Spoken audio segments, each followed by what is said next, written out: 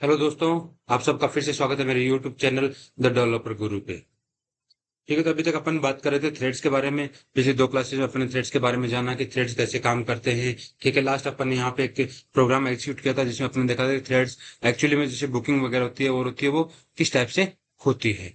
तो यहाँ पे आपको थ्रेड्स क्लियर हो गए होंगे, थ्रेड्स किस टाइप से काम करते हैं, साइमल्टेनियसली कैसे काम करते हैं, सिंक्रोनाइज कैसे काम करते हैं। बाय डिफॉल्ट एसिंक्रोनाइज रहता है। ठीक है, मैं उसको सिंक्रोनाइज वगैरह भी कर सकता हूँ। मैंने बताया था आपको कि आप सिंक्रोनाइज ब्लॉक यूज कर सकते हो या सिंक्रोनाइज कीवर्ड यूज कर सकते हो किसी भी मेथड के पहले, तो मेथड आपका सिंक्रोनाइज हो जाता है। ठीक है, इन सब के बारे में अपन डिटेल में बात कर चुके हैं। यहाँ पे थ्रेड क्लास का जो स्लीप मेथड है वो क्या करता है। ठीक है, ये सब के बारे में अपन डिटेल में बात कर चुके हैं। ठीक है, अब थ्रेड क्लास के कुछ मेथड्स हैं, जैसे मैंने पहले भी बताया था कि जैसे सेट नेम करना है, आप किसी भी थ्रेड का सेट नेम कर सकते हो। ठीक है, इसके अलावा कुछ थ्रेड क्लास के और भी मेथड्स के बारे में अपन बात करते हैं। जैसे मैं T1 डॉट करूं, ठीक है, तो सेट, जैसे मैं प्रायोरिटी सेट करना चाहता हूं किसी भी थ्रेड्स की। ठीक है, तो चलिए, अब प्रायोरिटी आप 1 to 10 एक तो ऐसे ही मैं पास कर सकता हूं, या फिर क्या है, थ्रेड क्लास है उसके अंदर क्या है, स्टैटिक फील्ड्स हैं। ठीक है, जैसे मैं T1 क्या है, राजेश है, राजेश को मैं मिनिमम प्रायोरिटी देना चाहता हूँ। ठीक है, और T2 डॉट सेट प्रायोरिटी में जो भी है उसको, तो यहाँ पे अपने पास तीन प्रायोरिटी है। ठीक है, चलिए, max priority, minimum priority, normal priority. Max priority की, अब यहाँ पे आप देख सकते हो मैक्स प्रायोरिटी की वैल्यू क्या है, 10 बाय डिफॉल्ट। ठीक है, मिनिमम प्रायोरिटी की वैल्यू देखें तो क्या है, 1 है, और नॉर्मल प्रायोरिटी की वैल्यू क्या है, 5 है। ठीक है, और ये क्या होती है, डिफॉल्ट प्रायोरिटी होती है। अगर आप कोई भी थ्रेड को प्रायोरिटी नहीं देते हो तो उसकी, ऐसे अपने मैन की प्रायोरिटी भी चेक की थी स्टार्टिंग में, उसकी भी प्रायोरिटी क्या थी, 5 थी। तो चलिए मैं इसको मैक्स प्रायोरिटी दे देता हूँ। ठीक है, तो मैंने यहाँ पे T1 को क्या दे दी, मिनिमम प्रायोरिटी। T1 कौन, राजेश, और T2 जो है सुमित, उसको मैंने मैक्सिमम प्रायोरिटी दे दी। अब चलिए, यहाँ पे अपन टिकट बुकिंग का कल देख रहे थे, तो इस केस में अब टिकट बुकिंग किसकी हुई, पहले सुमित की हुई, क्योंकि उसको क्या दिया अपन ने, मैक्सिमम प्रायोरिटी। ठीक है, तो जिसको आप प्रायोरिटी हाइयर दोगे तो उसको क्या है, उसको पहले एग्जीक्यूट करेगा थ्रेड। क्लियर है सभी को। तो आपने जैसे ही थ्रेड की प्रायोरिटी सेट कर दी, वैसे ही उसको, उसके बेस पे, वो प्रायोरिटी के बेस पे डिसाइड करेगा कि किसको, थ्रेड्स को पहले एग्जीक्यूट करना है। क्लियर है यहां तक। चलिए अब थ्रेड के बाकी के मेथड्स भी देखते हैं।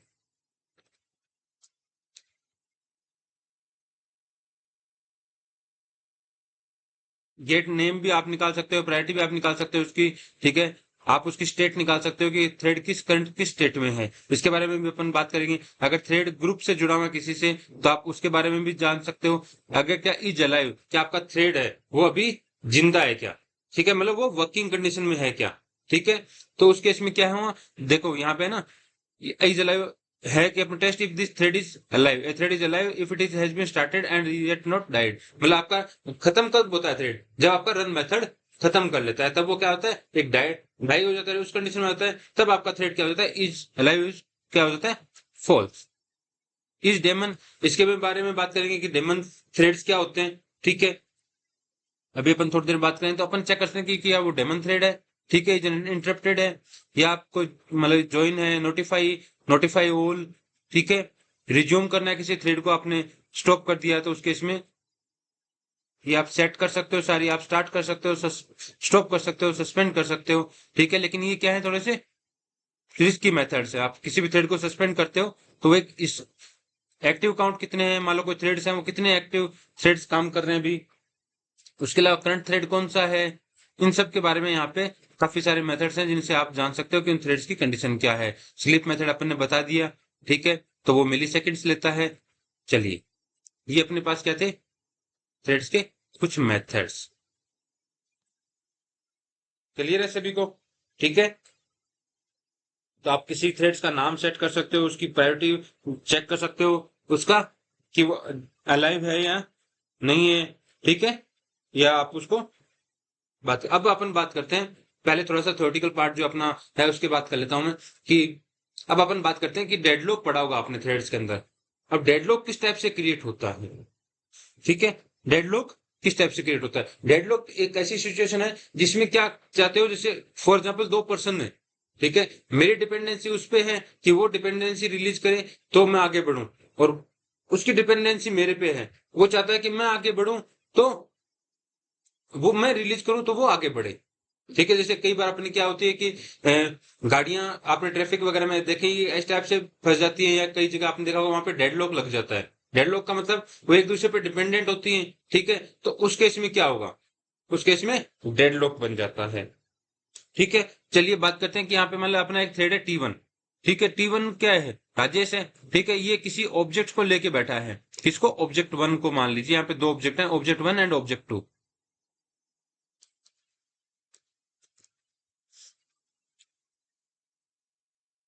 मैं यहाँ पे दो ऑब्जेक्ट क्रिएट कर देता हूँ फॉर एग्जाम्पल। ठीक है, अब T1 क्या है? ऑब्जेक्ट वन पे काम कर रहा है, और T2 ऑब्जेक्ट टू पे काम कर रहा है। ठीक है, थ्रेड वन किस पे काम कर रहा है? ऑब्जेक्ट वन पे। और थ्रेड टू कर रहा है ऑब्जेक्ट टू पे। अब जो थ्रेड T1 है वो ऑब्जेक्ट वन पे काम कर रहा है, अब उसको क्या करना है? ऑब्जेक्ट टू पे काम करना है। ठीक है, लेकिन ऑब्जेक्ट टू पे कौन काम कर रहा है? T2। ठीक है, तो T1 क्या चाहता है कि T2 उसको रिलीज कर दे। ठीक है, ऑब्जेक्ट टू को अगर वो रिलीज कर दे, ठीक है, तो मैं ऑब्जेक्ट वन को रिलीज कर दूं। लेकिन अब T2 भी क्या कर रहा है? ऑब्जेक्ट टू पे काम कर रहा है। ठीक है, और उसका काम भी फिनिश हो गया। अब वो क्या चाहता है? ऑब्जेक्ट वन पे काम करना। लेकिन ऑब्जेक्ट वन वो क्या वो क्या सोच रहा है कि अगर मैं ऑब्जेक्ट टू को तब रिलीज करूं जब ऑब्जेक्ट वन रिलीज कर दे।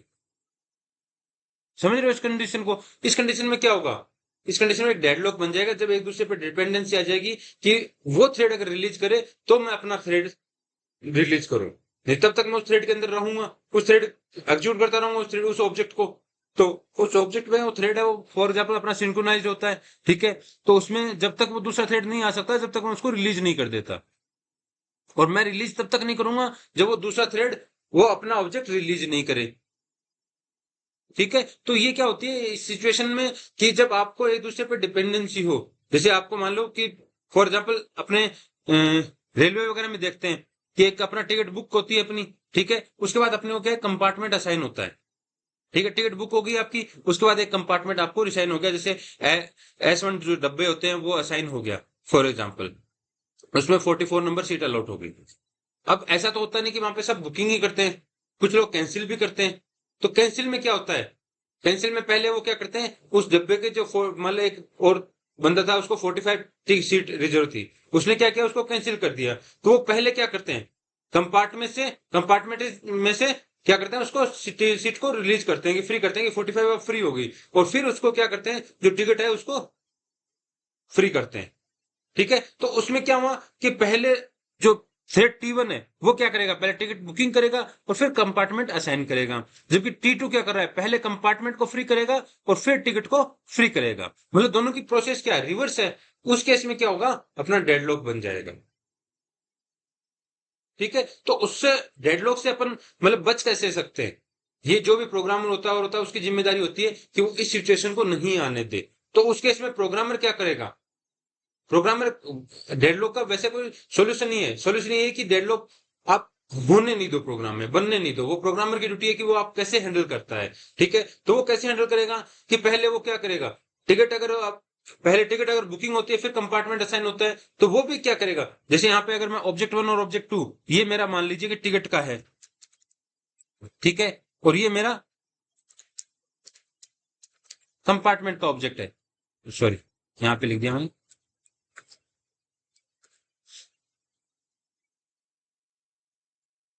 ठीक है, अब T1 पहले ऑब्जेक्ट वन पे मतलब टिकट बुक कर रहा है, जैसे ये टिकट बुकिंग का है। ठीक है, और फिर क्या करेगा? कंपार्टमेंट असाइन करेगा फॉर एग्जाम्पल ऑब्जेक्ट टू पे। ठीक है, और T2 क्या कर रहा था? पहले कंपार्टमेंट में से फ्री कर रहा था और फिर टिकट में से फ्री कर रहा था। तो रिवर्स प्रोसेस होगी। तो ये पहला जो टिकट है वो बुकिंग कर रहा था। ठीक है, ये कंपार्टमेंट में से किसी उसी टाइम किसी ने कैंसिल कर दिया, तो ये कंपार्टमेंट से फ्री कर रहा था। अब ये क्या चाह रहा है कि मैं टिकट में से फ्री करूं, और ये क्या चाह रहा है मैं कंपार्टमेंट बुकिंग करूं। तो उस केस में क्या डेडलॉक बन गया। अब डेवलपर क्या करेगा? डेवलपर को ये करना पड़ेगा कि पहले क्या हुआ? जैसे T1 थ्रेड आया, T1 थ्रेड ने क्या किया? टिकट बुकिंग किया। ठीक है, तो T2 क्या करेगा? उस टाइम तक उसको वेट करेगा सिंक्रोनाइज में। वो पहले टिकट ही फ्री करे। पहले वो क्या करे? जैसे ही मैं T1 मेरा काम करके कंपार्टमेंट में चला गया, तो कंपार्टमेंट को अब किसी ने ब्लॉक नहीं कर रखा। ठीक है, तो जैसे ही कंपार्टमेंट चला गया तो T2 किस पे काम करेगा? टिकट पे।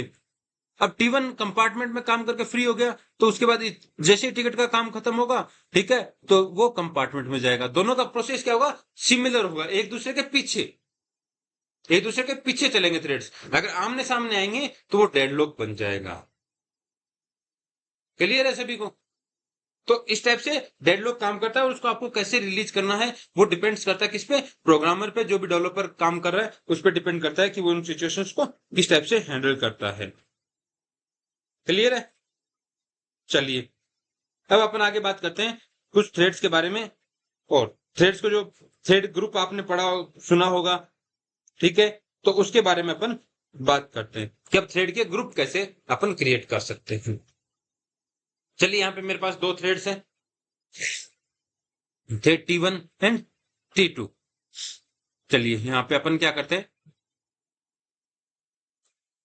यहाँ पे तक मैंने थ्रेड की प्रायोरिटी सेट कर दी। यहाँ पे अपन करते हैं थ्रेड ग्रुप,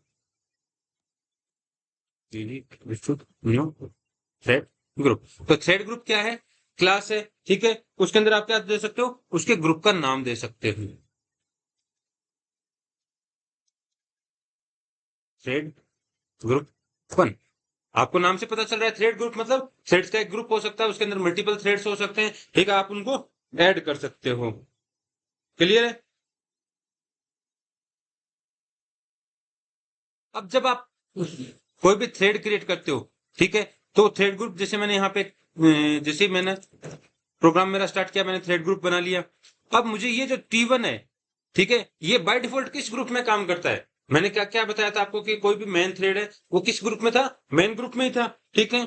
अब मुझे क्या करना है, इस थ्रेड को किस में काम कराना है, इस टीजी में काम कराना है। तो मैं यहाँ पे पहला पैरामीटर इसका क्या पास कर दूंगा, थ्रेड ग्रुप का, कि इसके थ्रेड किस ग्रुप से बिलोंग करेगा, ठीक है, ये थ्रेड किस ग्रुप से बिलोंग करेगा। क्लियर है? चलिए यहाँ पे मैं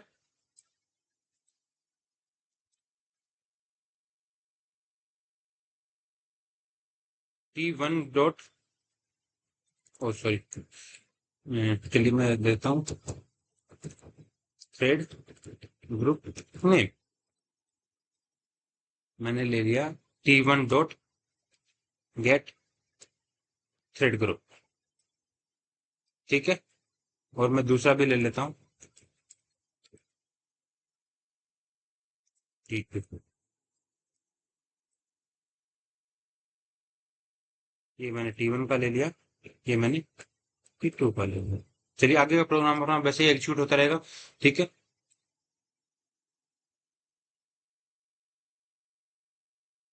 देखिए यहाँ पे थ्रेड ग्रुप T1 और T2 का नाम क्या आ रहा है वो देखते हैं अपन। पहले का नाम क्या आ रहा है, थ्रेड ग्रुप 1, मैक्सिमम प्रायोरिटी इसकी क्या है, 10 है, ठीक है, बाय डिफॉल्ट ग्रुप की प्रायोरिटी 10 रहती है, ठीक है। और दूसरे का थ्रेड का नाम क्या है, मैन है, दूसरे को अपने कोई थ्रेड ग्रुप में ऐड नहीं किया, तो वो किस ग्रुप में ऐड रहेगा, हमेशा डिफॉल्ट किस में रहेगा, मैन ग्रुप में ऐड रहेगा, ठीक है। ये आपको पूछ सकता है कि थ्रेड की प्रायोरिटी और थ्रेड ग्रुप की प्रायोरिटी डिफॉल्ट क्या रह सकती है, तो वो ध्यान रखने वाली चीज है कि थ्रेड ग्रुप की प्रायोरिटी क्या रहती है, 10 रहती है, जबकि थ्रेड की प्रायोरिटी क्या थी अपनी, 5 थी। क्लियर है? तो यहाँ पे थ्रेड ग्रुप का नाम जो भी अपन ने ग्रुप लिया, ठीक है, उसका आपने क्या किया, नाम आ गया। चलिए इन थ्रेड्स को एक बार मैं चलिए पढ़े लीजिए।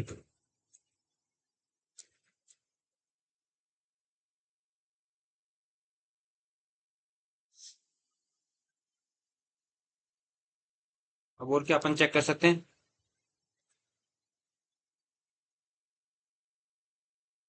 चलिए मैं एक काम और करता हूँ, इस थ्रेड ग्रुप के अंदर दोनों थ्रेड्स को ऐड कर देता हूँ। चलिए ठीक है। अब क्या थ्रेड ग्रुप का भी एक ग्रुप हो सकता है, ठीक है। चलिए मैंने क्या किया, एक ग्रुप और बना लिया, TG2, ठीक है। इसमें मैंने क्या पास कर दिया, TG पास कर दिया, पहला थ्रेड ग्रुप, ठीक है, ये मेरा क्या थ्रेड ग्रुप 2 है। तो अब क्या होगा, अब क्या मेरा थ्रेड ग्रुप 2 बना, उसके अंदर क्या एक ग्रुप और है, किस नाम से, TG नाम से, और उसके अंदर कितने ग्रुप हैं, उसके अंदर कितने थ्रेड्स हैं, दो थ्रेड हैं। तो थ्रेड ग्रुप के अंदर भी आपका ग्रुप हो सकता है, ठीक है। चलिए अब मुझे अगर जानना है कि जो मेरा टीजी है उसका पेरेंट कौन है, ठीक है, उसका पेरेंट कौन है।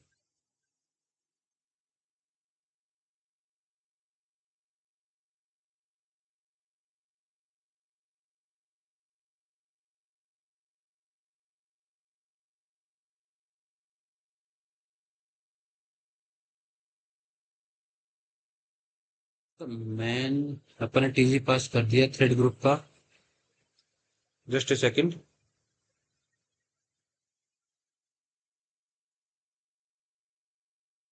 मैंने कहीं कोई मिस्टेक की है।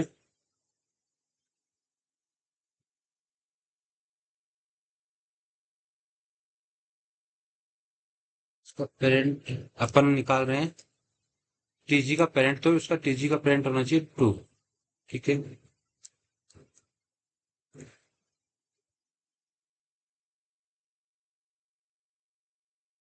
ओके। अपने उल्टा कर दिया था। ठीक है। थ्रेड ग्रुप 2 का पेरेंट कौन है, क्योंकि अपने टीजी के अंदर क्या किया है, टीजी 2 को ऐड किया है। तो अपने अगर, क्योंकि टीजी का जो थ्रेड ग्रुप अपना है, उसका उसका तो क्या रहेगा, वो मेन ग्रुप के अंदर ही ऐड रहेगा। ठीक है। लेकिन जो अपने सब थ्रेड क्रिएट किया है, उसका तो टीजी 2 का पेरेंट कौन है, टीजी। क्लियर है। चलिए। अब उसके अलावा अपन इसके अंदर थ्रेड के अंदर कितने काउंट्स हैं। ठीक है। ये अपना जो टीजी है, ठीक है, इसके अंदर अपन कितने एक्टिव काउंट है वो निकाल सकते हैं कि इसके अंदर थ्रेड के अंदर कितने एक्टिव काउंट है, मतलब कितने थ्रेड्स एट ए टाइम। इसमें अभी क्या है, कोई भी थ्रेड स्टार्ट नहीं है। ठीक है। और यही मेथड अगर मैं इसके बाद लिखता, या इसको यहाँ पे, तो क्या फिनिश हो जाएगा ये, यहाँ पे भी फिनिश हो जाएगा। अगर इसको अपन वहां पे रन मेथड में लिखेंगे तो वहां पे क्या देगा, ये देखिए क्या देगा, काउंट 2। क्लियर है। तो एक्टिव काउंट मतलब उस ग्रुप के अंदर कितने थ्रेड्स हैं। ठीक है। आप उनकी प्रायोरिटी वगैरह भी सेट कर सकते हो, थ्रेड्स की, थ्रेड ग्रुप की। ठीक है। तो ये सब आप इनके बीच में कर सकते हो। लेकिन ये ध्यान रखने वाली है कि थ्रेड ग्रुप की क्या होगी, बाय डिफॉल्ट प्रायोरिटी क्या होगी, 10 होगी। ठीक है। और थ्रेड की प्रायोरिटी बाय डिफॉल्ट क्या रहती है, 5। चलिए। अब आगे बात करते हैं अपन डेमन थ्रेड की। किसकी, डेमन थ्रेड की। चलिए मैं ये एक बार हटा देता हूँ थ्रेड ग्रुप को। ठीक। अब डेमन थ्रेड कौन से थ्रेड होते हैं। ठीक है। कोई भी ऐसा थ्रेड जो अपना क्या है, कंटिन्यू एग्जीक्यूट होता है, कंटिन्यू एग्जीक्यूट होता है, तो वो क्या है आपका डेमन थ्रेड है। आपने देखे हैं, जैसे आपने अगर सर्विसेज में देखे होंगे, ठीक है, तो वहां पे क्या हुआ, बहुत सारे थ्रेड्स रनिंग करते हैं, करते हैं ना। आपने देखे हैं क्या, बैकग्राउंड प्रोसेस के अंदर जो भी थ्रेड्स हैं वो क्या करते हैं, कंटिन्यू। टास्क मैनेजर में जैसे अपन जाते हैं,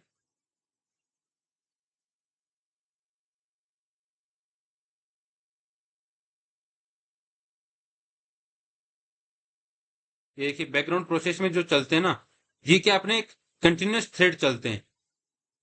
ये थ्रेड क्या है, जैसे अपन यहाँ पे बात करें तो एक थ्रेड होगा,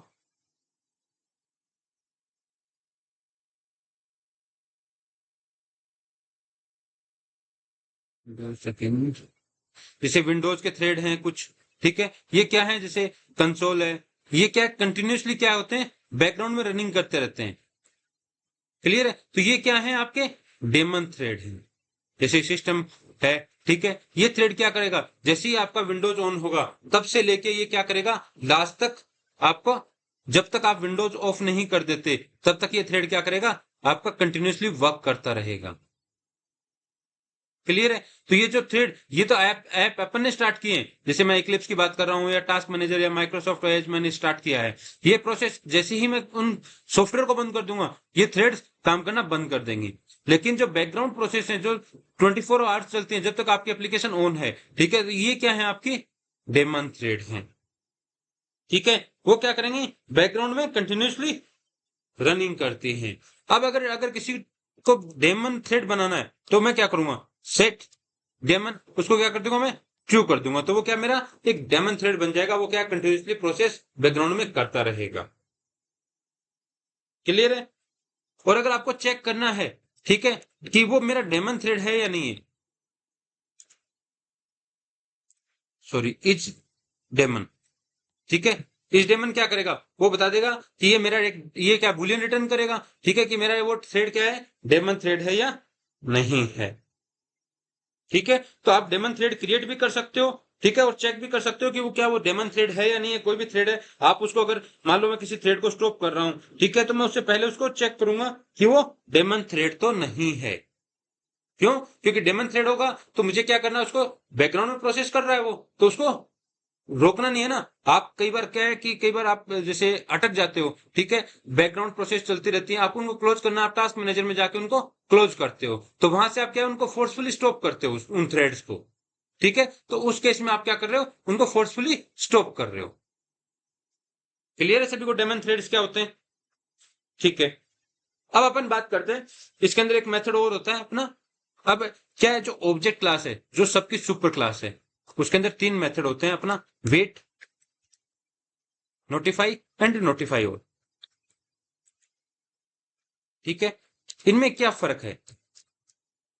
वेट आपने एक तो स्लीप मेथड यूज लिया था, ठीक है, वो क्या करता है, आपके थ्रेड को आप जो भी देते हो टाइम, उस टाइम तक क्या करता है, उस थ्रेड को होल्ड कर रहेगा, उसको क्या करेगा, एक मतलब उस टाइम तक उसका क्या एग्जीक्यूशन सस्पेंड हो जाएगा, 2 सेकंड के लिए, 5 सेकंड के लिए, जितना भी आपने टाइम दिया उस टाइम तक के लिए क्या हो जाएगा, उसका स्टॉप हो जाएगा। वो क्या करेगा, एक तरह से सस्पेंड हो जाएगा कि उतनी देर के लिए, स्पेसिफिक टाइम के लिए।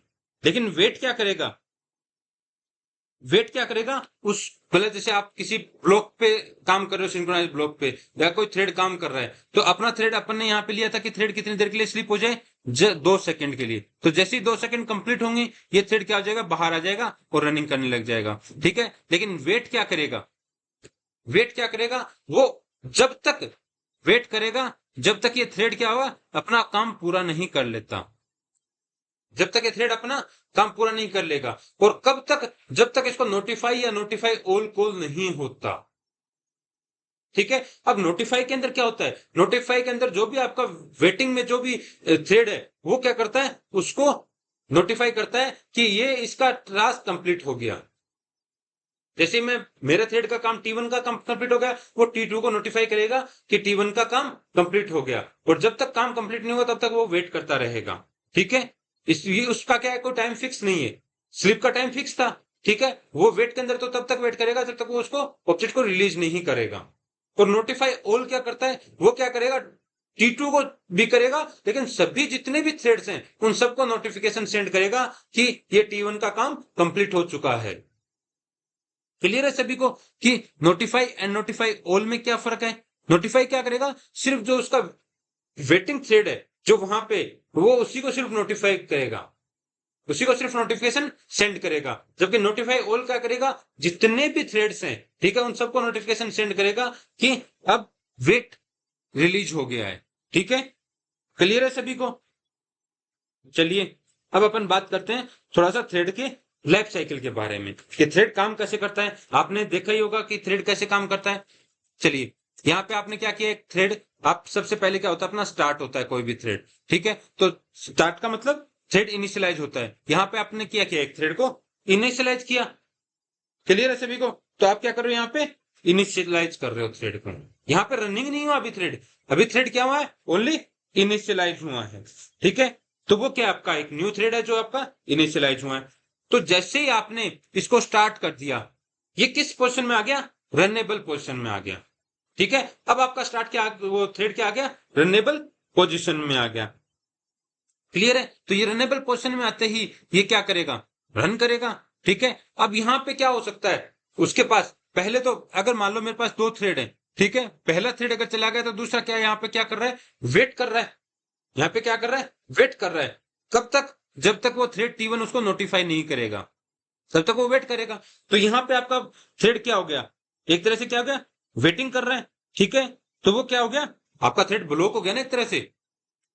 तो उस टाइम आपका थ्रेड क्या हो जाएगा, ब्लॉक हो जाएगा। कब तक, जब तक दूसरा थ्रेड रिलीज नहीं होता। चलिए, अब दूसरा थ्रेड्स भी रिलीज हो गया, तो वो पहला थ्रेड रिलीज हो गया तो दूसरा थ्रेड अंदर जाएगा, अंदर जाएगा, वो वापस किस में आ गया, वापस रनेबल में कंडीशन में आ गया, ठीक है। वापस रनेबल कंडीशन में आ गया, यहां पे आपने वापस उसको क्या कर दिया, सस्पेंड कर दिया, ठीक है। तो यहाँ पे वो क्या हो गया, वापस नॉट रनेबल पोजिशन में आ गया। अब वो क्या है, रनिंग में नहीं है 2 सेकंड के लिए, वो क्या है, होल्ड पे है, नॉट रनेबल पोजिशन में है।